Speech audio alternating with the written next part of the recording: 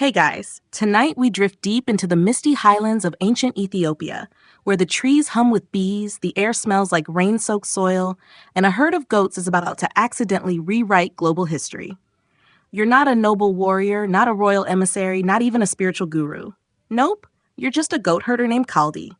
You're also very, very bored. Your goats, however, not bored at all.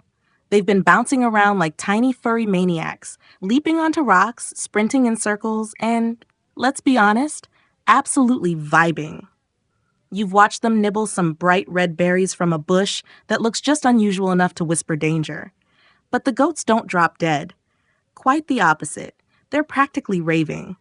So before you get comfortable, take a moment to like the video and subscribe, but only if you genuinely enjoy what I do here.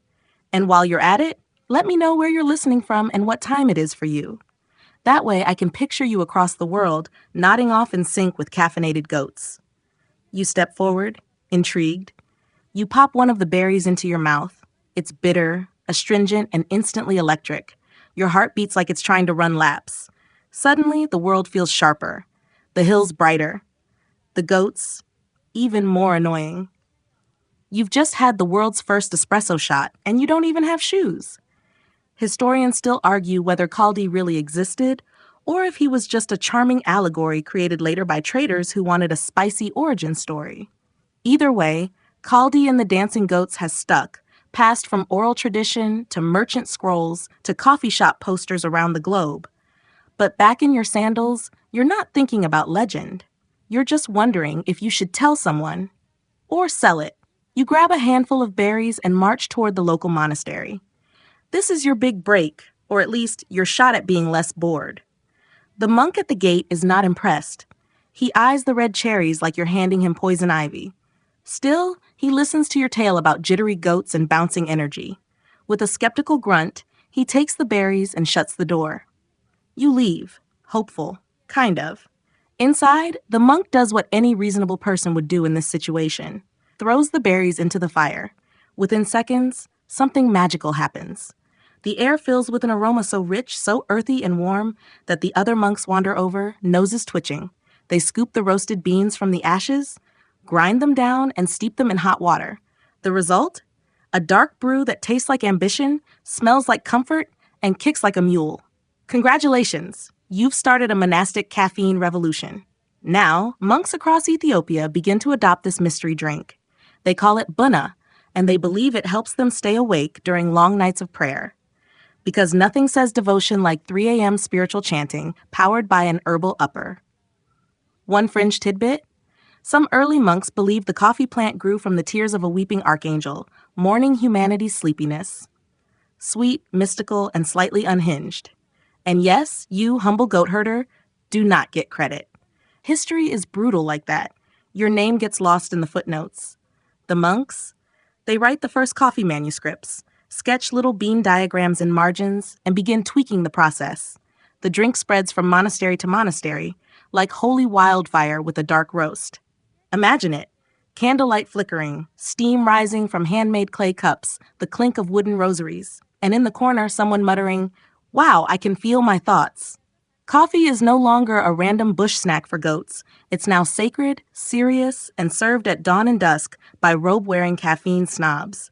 And still, it's only getting started. You're still trudging through the dusty trails of the Ethiopian highlands, watching the monks from a discreet distance. Because while you technically started all this, thank you, dancing goats, no one's inviting you to the big ritual brews just yet. Inside the monastery, the air grows thicker with routine. Each evening, monks gather in quiet circles, eyes sunken from long nights of copying manuscripts and debating theology. But now, their rituals include something a bit more stimulating. Coffee, or bunna, becomes their liquid lantern in the fog of mental fatigue. It buzzes in their veins, sparks in their thoughts. They sip and chant and sip again. The beans are no longer just roasted, they're revered. One friar writes a hymn about the drink that silences sleep. Another claims divine visions come more frequently after the third cup. One scholar suggests it may have even influenced some of the more poetic margins in medieval Christian manuscripts. Historians still argue whether that illuminated bunny chasing a demon is caffeine-induced or just medieval humor. But as you well know, no secret in a village stays secret for long. Soon, the monk's midnight energy catches the attention of nearby villagers. At first, they're just curious. Why are the monks singing louder than usual? Why are they gardening at 3 a.m.? And what smells like burned bread and thunderclouds? You watch as a curious farmer sneaks a taste. His eyes widen. He drinks again. His goat stares, unimpressed. But the man doesn't stop. Word spreads like spilled wine on parchment. Then comes the real innovation. You follow an older monk named Tades into the courtyard. He squats beside a wooden mortar and begins grinding the roasted beans. Not too fine, not too coarse, just enough to unlock that haunting, earthy aroma. Then he tosses the grounds into a pot of boiling water and stirs with the reverence of a priest baptizing a baby. The brew simmers. Steam rises. Tades hums a soft hymn, his eyes half closed. He pours it into a shared bowl. No milk, no sugar, just fire water, like the gods intended. This is not your average sleepy village drink. It's a revelation. Soon, the preparation becomes an art form. Some monks experiment with mortar-pounded herbs, wild mint, dried ginger, even bark shavings, to enhance the blessing. Others attempt cold brews by accident, leaving their pots overnight and discovering the results were not terrible. One bold friar tries fermenting the cherries with millet to make a type of wine. It is not a success. People forget their names for 2 days. You pretend not to notice. In a particularly quiet corner of the compound, a monk tries roasting the beans slower over wood from a specific tree. He insists it adds a smoky note, like forgiveness after a small lie. He's not entirely wrong. You, meanwhile, have started roasting your own. Just a few beans at first, tucked into the embers of your small fire, then more. You test different roasting times, different water ratios. You start describing beans the way your uncle once described women, lively, mysterious, and a bit bitter. Soon enough, everyone is talking about it. Village elders meet over coffee to discuss the weather and their grandson's manners. Farmers drink it before setting out for the fields. Women gather with woven baskets of beans, trading stories and slow roast secrets. Some even start roasting with added butter and salt, a tradition that will later become a cornerstone of Ethiopian coffee ceremonies. Fringe theory of the night? Some believe the bubbling pot of bunna held divinatory powers. If the foam swirled clockwise, good fortune. If counterclockwise, maybe keep your goats indoors. And then, inevitably, there are the skeptics. A few traditionalists frown at this new obsession. One elder calls it witch water. Another claims it makes the heart race toward temptation. They're mostly ignored. But the truth is undeniable. Coffee has begun its slow ascent, from wild berry to cultural cornerstone. You sip your rough little brew as the stars burn above the highlands, and you wonder, what if this thing actually spreads beyond these hills? The idea sounds ridiculous, and yet the goats are still dancing. Your mornings now begin with smoke curling from a small fire, the soft clink of roasted beans in your clay mortar, and the sound of someone humming a tune that sounds suspiciously like last night's chant, but with lyrics about hot bean water. Coffee, it seems, is becoming not just a drink, but a lifestyle. It's no longer confined to monasteries or whispered about by shepherds. Word has spread from hills to valleys, passed by traders, whispered at wells, and sung in lullabies that, ironically, no one falls asleep to anymore. And now, people are starting to get creative. You're there, squatting on a mat woven from dried grass, watching your neighbor Berhanu try something wild, boiling the entire cherry, not just the roasted seed inside. The result is a tangy, slightly fermented brew that tastes like overcooked berry soup and regret. Needs work, you mumble. Others start separating the beans from the pulp before roasting. This method, later known as the washed process, is far ahead of its time, though most people just think it makes the brew less grassy, more punchy. And punchy it is. You witness a farmer drink 3 bowls in a row and recite an entire goat poem backward. Someone starts calling it thinking drink. Another prefers wakeful juice. A child mispronounces it as boop juice, and it briefly catches on. Still, not all experiments are blessed. There was that one guy who tried steeping the leaves of the plant instead of the beans. It gave him a headache and an urge to punch moss. You leave that one out of your travel tales. But this is where coffee begins to deepen its roots, not just as a beverage, but as a ritual. The preparation becomes a moment of pause in the day, a time to gather, to share gossip, to breathe before or after labor. The process is slow, almost meditative. You roast the beans in a flat pan, stirring constantly to avoid burning them. You grind them with rhythmic pressure. You boil the water slowly in a round-bottomed pot called a jebena.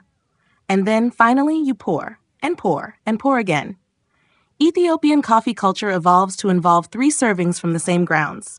A bowl, first, tona, and baraka, third meaning blessing. Each one is lighter, but each is equally important. Skipping one is like turning off a movie 10 minutes before the ending, socially unforgivable. You sip with others, nodding between silences. There is storytelling. There is laughter. There is a woman across from you who swears she once saw a hyena walk like a man. No one questions her. Must have been the tone around. Meanwhile, back at the monastery, innovations keep simmering. One monk begins drying the beans in the sun before roasting. Another tries storing them in clay jars with charcoal to keep out the evil moisture. These early preservation techniques slowly shape what will become entire coffee processing industries centuries later. Historians still debate which methods truly originated in ancient Ethiopia and which were added later by foreign traders or regional offshoots. But one thing's for sure, the core essence of coffee as both functional fuel and sacred ceremony starts right here, in these slow mornings and fire-warmed gatherings. You lean back on your elbows, cup in hand, and gaze out at the hills. The goats, once the unruly caffeine pioneers, now lounge peacefully. Even they've cut back. And just when you think things can't get more elaborate, drums. You hear them in the distance, steady, low, hypnotic. You follow the sound down a dirt path toward a circle of dancers moving like smoke under the moonlight. Coffee isn't just a drink anymore. It's a reason to move, but we'll get to that. Right now, finish your barak because next up, the coffee dance. You shuffle a little closer to the drumming, hesitant but curious. It's dusk, and the air smells like wood smoke, sweat, and roasted beans.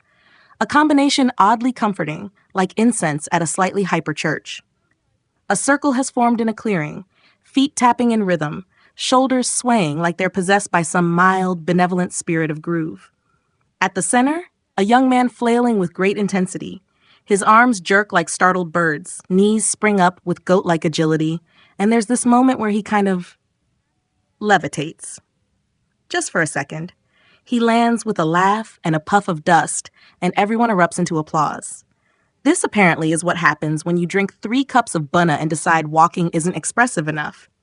You've stumbled into an early form of what future ethnographers might generously call the bunna dance. A celebratory blend of communal movement, spiritual joy, and mild caffeine-induced chaos. The tradition is fluid, improvised, but entirely serious in its own unseriousness. Let the spirit of the bean move you, someone shouts. You're pulled into the circle before you can object. A woman with a bright scarf hands you a steaming gourd, and you drink. Your limbs feel like they belong to someone else, someone far more flexible. And suddenly you're dancing too, awkwardly but with gusto. Historians still argue whether these early dances were tied to older animist ceremonies or if they evolved uniquely alongside coffee culture. Some suggest it's both, a cultural mashup where an energizing drink collided with an existing tradition of ecstatic movement. Others, less romantic, claim it was just a clever way to burn off the jitters. Whatever the truth, the custom spreads. Villages begin to host regular bunna feasts, where the beans are brewed in enormous pots, the gossip flows as freely as the drink, and no one is allowed to leave until they've danced or at least clapped on beat. And then comes the singing. You hear chants rise with the smoke. They aren't the solemn hymns of the monasteries. These are playful, rhythmic, and in some cases, slightly suggestive. One woman sings about a man whose legs move faster than his goats. The crowd howls. Another tune praises a specific roast for being so dark it sees your dreams. Even the goats, bless them, begin to respond. One prances along the rhythm, much to everyone's delight. Someone starts calling him the coffee prophet. A tiny crown is fashioned from reeds. Fringe tidbit. In some regions, elders claim the goats were once sacred messengers who taught humans the importance of balance. Too little coffee, you sleep through danger. Too much, you argue with trees. But it's not just about the beans anymore. Coffee's rising popularity turns it into a social equalizer. At these gatherings, a humble herder can share a circle with a merchant, a healer, a visiting priest. The dance floor doesn't care who owns how many goats. The gourd gets passed, the beat keeps going, and you're in the thick of it now. Sweating slightly, laughing deeply, someone throws a handful of roasted beans into the fire for luck. You don't question it. You also don't question the man next to you whispering that he's heard of a place across the desert where people drink tea. Wild. By the time the drums soften and the crowd begins to disperse under a sky full of heavy stars, your legs are jelly and your heart is still doing a soft drum roll of its own. But more than that, you feel connected. Wired, yes, but also grounded. This isn't just about coffee. It's about what coffee lets you do. Stay up, come together, move, talk, listen, laugh longer. As you finally sit back down near the edge of the circle, sipping a final lukewarm cup, someone leans over and says, "Tomorrow, the traders arrive. They've heard about the drink." You glance toward the horizon, where the land folds into haze. The idea that this little bean, roasted over a fire, danced around like a deity, passed in circles of laughter, might travel beyond the mountains? It sounds impossible, but so did jittery goats. The traders arrive at dawn, their mules kicking up the red dust of the highland road, their robes layered against chill winds, and their expressions etched with the seasoned calm of people who've bartered everything from salt to secrets. You're perched on a flat rock, sipping your morning tona, the second pour of the coffee ritual, which tastes a little like day-old thunderstorm and a lot like you'll survive this. You watch as the caravan crests the ridge. They've come from Harar, from the far reaches of Nubia, even from the sun-bleached edges of the Red Sea. Their eyes are sharp. Their noses twitch at the smoky scent of beans roasting somewhere nearby. It doesn't take long. Within hours, they're sitting cross-legged at the village circle, sipping from gourd bowls and nodding slowly, the universal gesture for, we don't understand exactly what this is, but we want more of it. The bean has begun to travel. One trader offers goats for a sack of green, unroasted beans. Another trades amber and spices for a jebana. And just like that, coffee leaves home, packed into burlap, carried on camelbacks. Whispers of its effects spreading faster than actual shipments. Fringe tidbit? One early tale insists a merchant once tried brewing the beans in camel milk, added honey, and declared it divine. A small argument ensued over whether it was too divine, and someone accused the drink of being spiritually distracting. The merchant calmly drank a second cup and stared at a tree for 2 hours. You catch snippets of new terms for the bean. Kahwa, buna, kahwa. The name shifts as tongues wrap around it, shaping it to fit new dialects and palates. But the reverence remains. This is no ordinary export.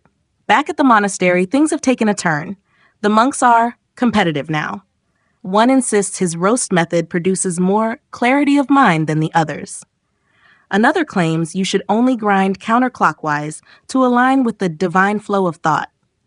A third is developing what might be the first ever coffee fast. You can only drink it after 3 days of complete silence. Historians still argue whether this early boom in monastic bean obsession laid the foundation for later Sufi rituals involving coffee across the Islamic world, particularly in Yemen. Some say the idea traveled with Ethiopian traders. Others believe it evolved in parallel, a kind of spiritual caffeine convergence. Either way, the trend is unmistakable. People are making rituals out of roasting. Meanwhile, you're starting to notice changes in yourself. Your dreams are more vivid. Your thoughts more tangled but interesting.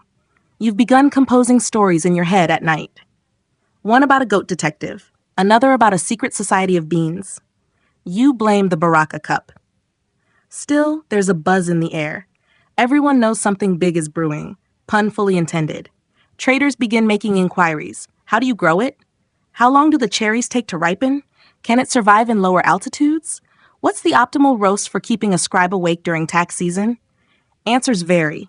The locals give what they know, rough timelines, warnings about overwatering, and advice like, don't talk to the plants, they remember everything. One evening, as the sun bleeds across the hills like an overripe cherry, you overhear 2 men discussing the possibility of taking the beans across the sea. Imagine, one says, a world where kings drink this before battle and scholars never sleep. You quietly clutch your cup, because you've seen the power in these beans, Not just the alertness, but the togetherness, the laughter, the unexpected footwork. And if it leaves these mountains, this magic will change, not die, but shift. Because when a thing becomes valuable, it becomes wanted. And when it becomes wanted, well, that's when the world starts paying attention. You're awake before the birds, which is saying something, because the birds here have a 4 a.m. union. But today's different. There's a buzz in the village, and not just the usual kind that follows 3 rounds of bunna and a goat accidentally walking into someone's storage hut. Word has spread that a foreign envoy has arrived, cloaked figures with odd accents, shiny trinkets, and a polite but relentless curiosity about the wakeful bean. They've traveled inland from ports kissed by the Red Sea winds, and unlike the usual traders, these folks carry not just coin, but questions. Lots of questions. You try to play it cool, sipping your abal slowly, but they're already scanning your jebana like it's holy relic tech. One of them even pokes it and says, "Does it do anything if I chant near it?" You blink. Only if you chant correctly. Welcome to the beginning of the mythologizing. You see, up to now, coffee has been practical, social, and spiritual, sure, but now it's starting to flirt with the supernatural. The foreigners don't just want beans, they want the origin story. And you're the closest thing they've got to a caffeine-sipping bard. You begin telling them what you've heard over years of roasting, sipping, and eavesdropping. The tale of Kaldi, the goat herder boy, who noticed his goats prancing like lunatics after eating shiny red cherries. You leave out the part where one goat may or may not have climbed a tree and sung a song about moonlight. They're fascinated. One of the visitors whispers, "So, is it a divine fruit?" Another mutters, "We must test this on our monks." Which, frankly, is exactly what the Ethiopian monks did. You shrug and say, "Good luck. Don't forget to roast it first." Historians still argue whether this is the moment myth and bean fully collide, when coffee transitions from regional ritual to globe-bound legend. Some claim the Kaldi story was crafted after the fact by Arab chroniclers trying to pin a fairy tale to a revolutionary crop. Others believe it was whispered into cups for generations, bubbling up naturally, like truth through steam. Either way, you're now watching that story move from fire circle to scroll. Because these visitors, they write things down. Soon you notice changes. Coffee, once roasted over open flames in clay pans, is now being tested in bronze kettles and stone-lined hearths.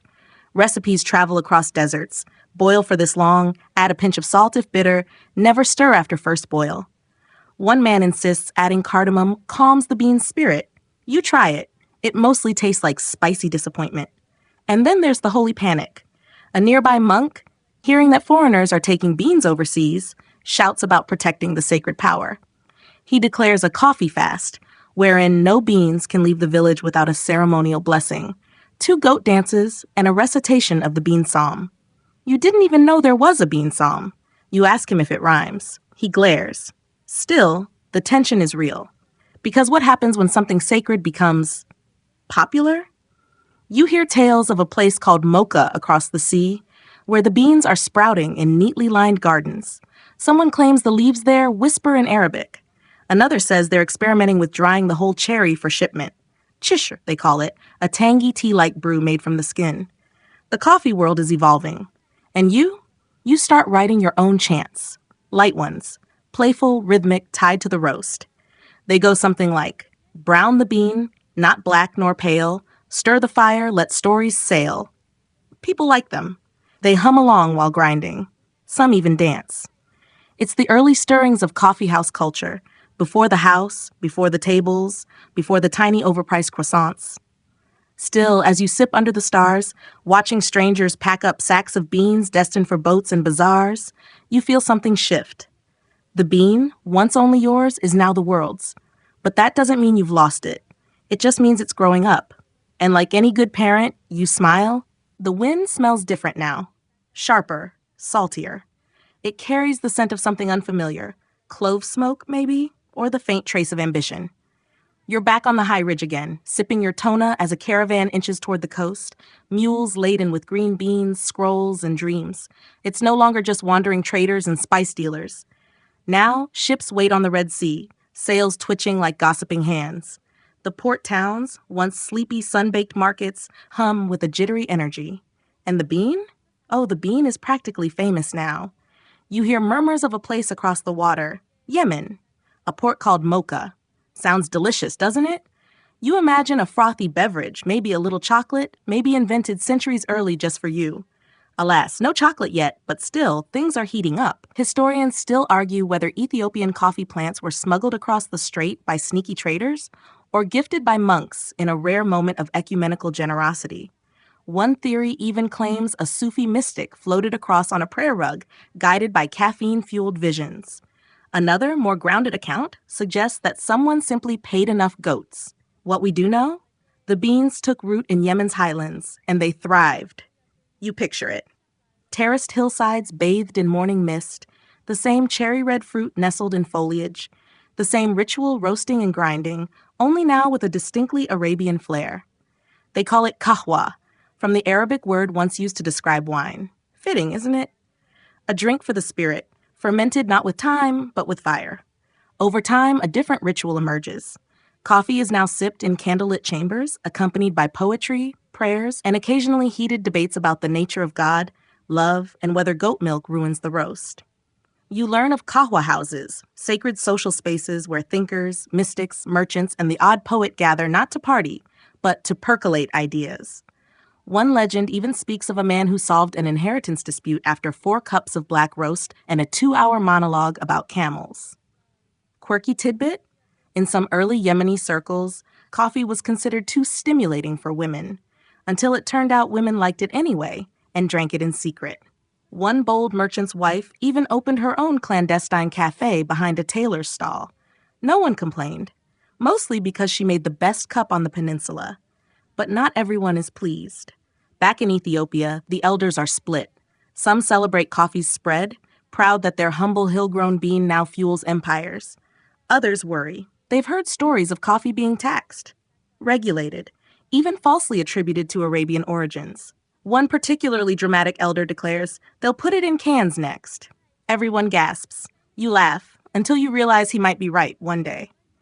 Yet amid the swirl of worry and wonder, you hold on to a core truth. The bean doesn't forget where it came from. The soil, the altitude, the rhythm of roasting, it's all still here. The dance still happens. The songs still echo. And you've become something of a local legend yourself.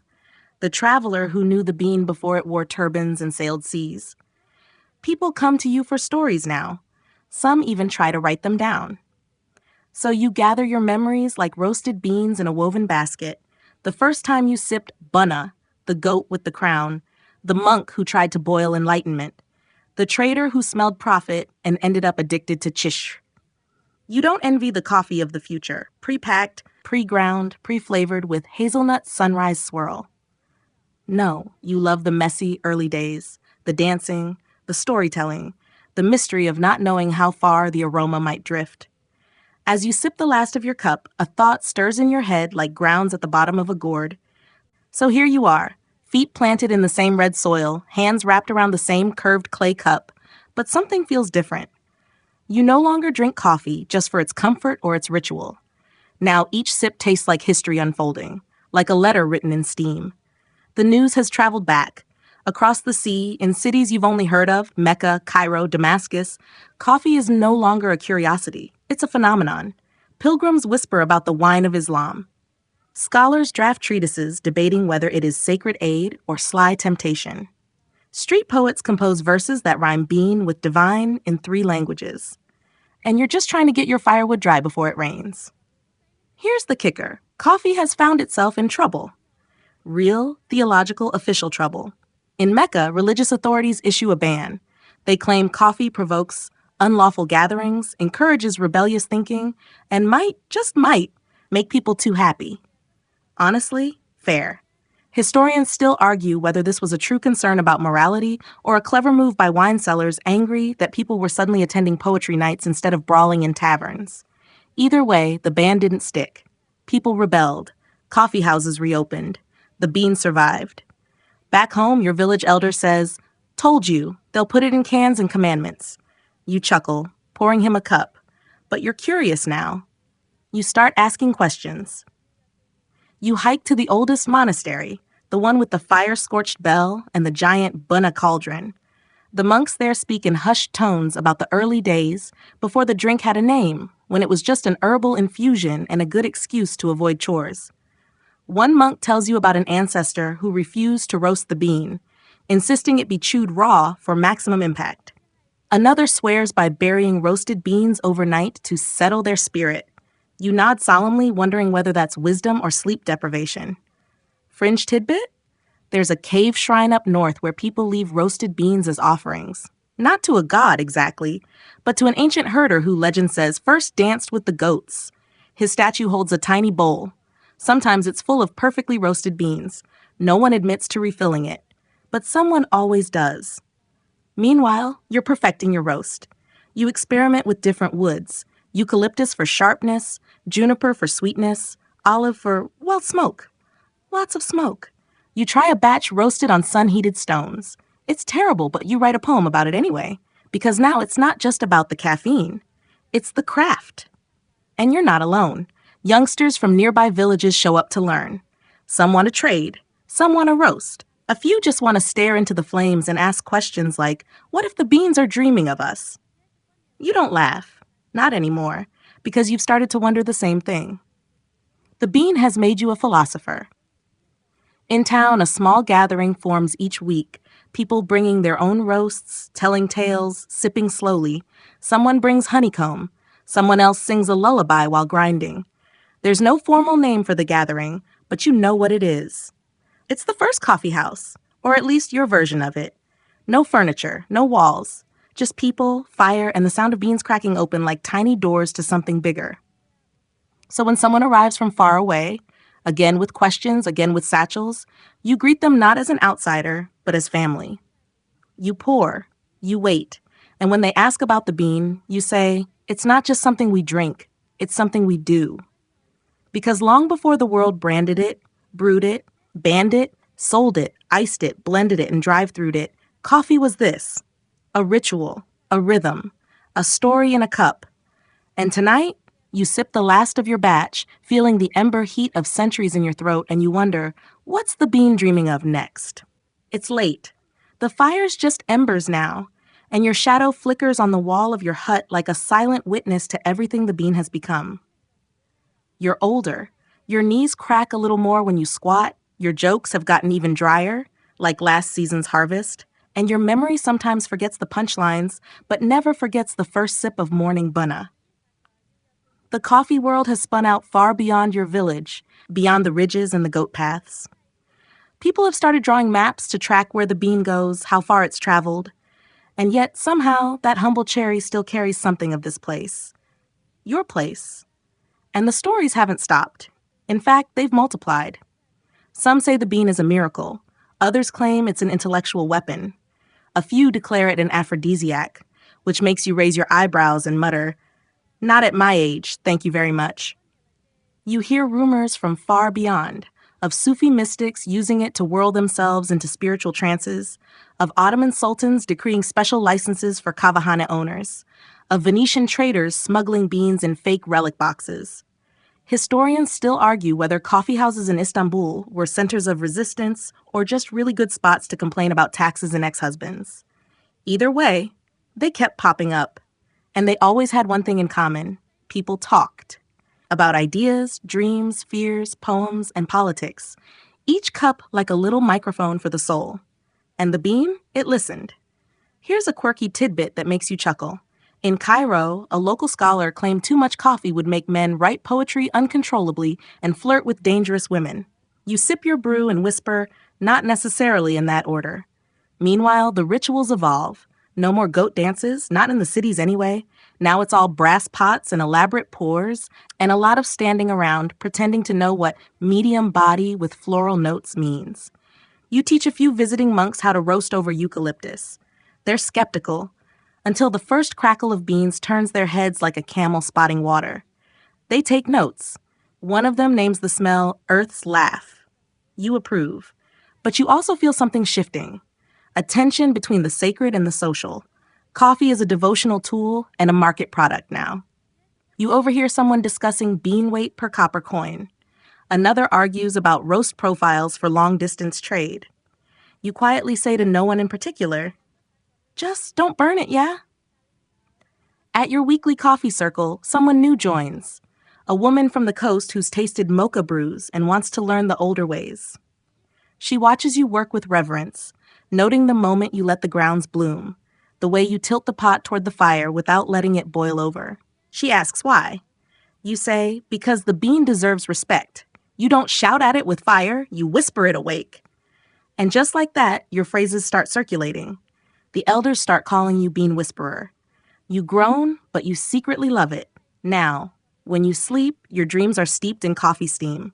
You dream of conversations in languages you don't speak, shared over cups you haven't touched.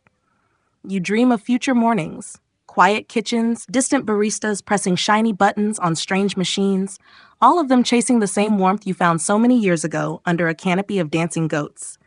Because the truth is, the ritual has changed, but the need hasn't. Coffee still brings people together. It still awakens something besides sleepiness.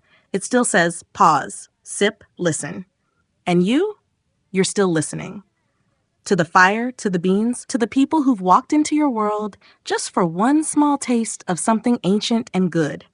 And as the last guest drifts off into the dark, you tidy the coals, rinse the cup, and say a quiet thank you. Not to anyone in particular, just to the bean. The fire's just embers now, and your shadow flickers on the wall of your hut like a silent witness to everything the bean has become. You're older. Your knees crack a little more when you squat. Your jokes have gotten even drier, like last season's harvest, and your memory sometimes forgets the punchlines, but never forgets the first sip of morning bunna. The coffee world has spun out far beyond your village, beyond the ridges and the goat paths. People have started drawing maps to track where the bean goes, how far it's traveled, and yet somehow that humble cherry still carries something of this place. Your place. And the stories haven't stopped. In fact, they've multiplied. Some say the bean is a miracle. Others claim it's an intellectual weapon. A few declare it an aphrodisiac, which makes you raise your eyebrows and mutter, "Not at my age, thank you very much." You hear rumors from far beyond, of Sufi mystics using it to whirl themselves into spiritual trances, of Ottoman sultans decreeing special licenses for kavahane owners, of Venetian traders smuggling beans in fake relic boxes. Historians still argue whether coffee houses in Istanbul were centers of resistance or just really good spots to complain about taxes and ex-husbands. Either way, they kept popping up, and they always had one thing in common. People talked. About ideas, dreams, fears, poems, and politics, each cup like a little microphone for the soul. And the bean? It listened. Here's a quirky tidbit that makes you chuckle. In Cairo, a local scholar claimed too much coffee would make men write poetry uncontrollably and flirt with dangerous women. You sip your brew and whisper, not necessarily in that order. Meanwhile, the rituals evolve. No more goat dances, not in the cities anyway. Now it's all brass pots and elaborate pours, and a lot of standing around pretending to know what medium body with floral notes means. You teach a few visiting monks how to roast over eucalyptus. They're skeptical, until the first crackle of beans turns their heads like a camel spotting water. They take notes. One of them names the smell Earth's Laugh. You approve, but you also feel something shifting. A tension between the sacred and the social. Coffee is a devotional tool and a market product now. You overhear someone discussing bean weight per copper coin. Another argues about roast profiles for long-distance trade. You quietly say to no one in particular, "Just don't burn it, yeah?" At your weekly coffee circle, someone new joins. A woman from the coast who's tasted mocha brews and wants to learn the older ways. She watches you work with reverence, noting the moment you let the grounds bloom, the way you tilt the pot toward the fire without letting it boil over. She asks why. You say, because the bean deserves respect. You don't shout at it with fire, you whisper it awake. And just like that, your phrases start circulating. The elders start calling you Bean Whisperer. You groan, but you secretly love it. Now, when you sleep, your dreams are steeped in coffee steam. You dream of conversations in languages you don't speak, shared over cups you haven't touched. You dream of future mornings, quiet kitchens, distant baristas pressing shiny buttons on strange machines, all of them chasing the same warmth you found so many years ago under a canopy of dancing goats. Because the truth is, the ritual has changed, but the need hasn't. Coffee still brings people together. It still awakens something besides sleepiness. It still says pause, sip, listen. And you? You're still listening. To the fire, to the beans, to the people who've walked into your world, just for one small taste of something ancient and good. And as the last guest drifts off into the dark, you tidy the coals, rinse the cup, and say a quiet thank you.